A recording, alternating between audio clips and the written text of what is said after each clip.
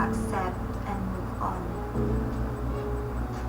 Pag tayo nagmahal kasama doon ang masaktan, dapat handa kang harapin anumang pagsubok ang dumating at posibleng mangyari. Pag nasa gitna ka na ng sitwasyon na nasasaktan ka na, una, forgive.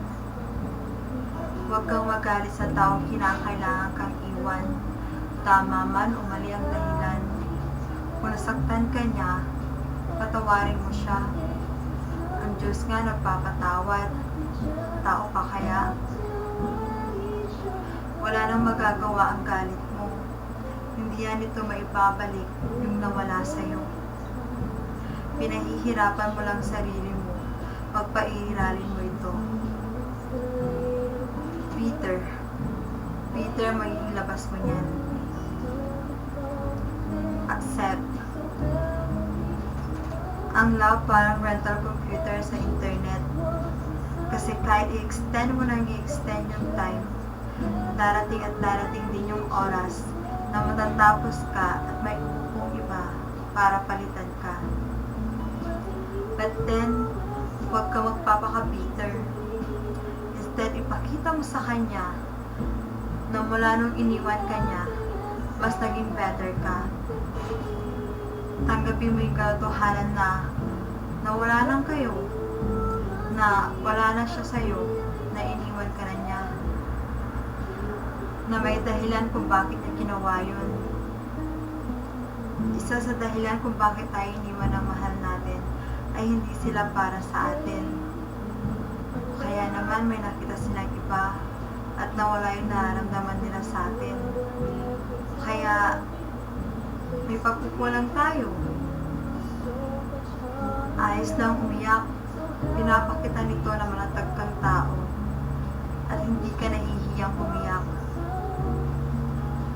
Move on. Sabi nila madali lang gawin yun kung gugustuhin mo. Madali nga bang kalimutan yung feelings mo sa isang tao minahal mo ng sobra? Yung isipin na di na mauulit yung masasayang alaala?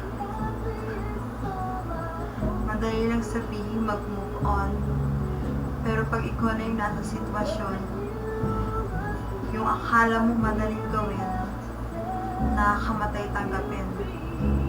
But then, huwag kang mawawalan ng pag-asa. Ika nga habang may buhay, may pag-asa. Para makalimutan mo siya, pati number niya, burahin mo na. Problema din ang masaktan. Pero, huwag mong sisihin ang Diyos, tadhana at ibang tao. Be thankful kasi inalayo ka ni God sa taong inaakala mo para sa'yo. Be faithful pa rin kay God. The more na kumakapit ka sa Kanya, the more na binibigyan ka niya ng pagsubok. Maraming iba dyan, hindi mo lang pinapansin kasi may mahal kang iba. Kung kayo. Kung hindi.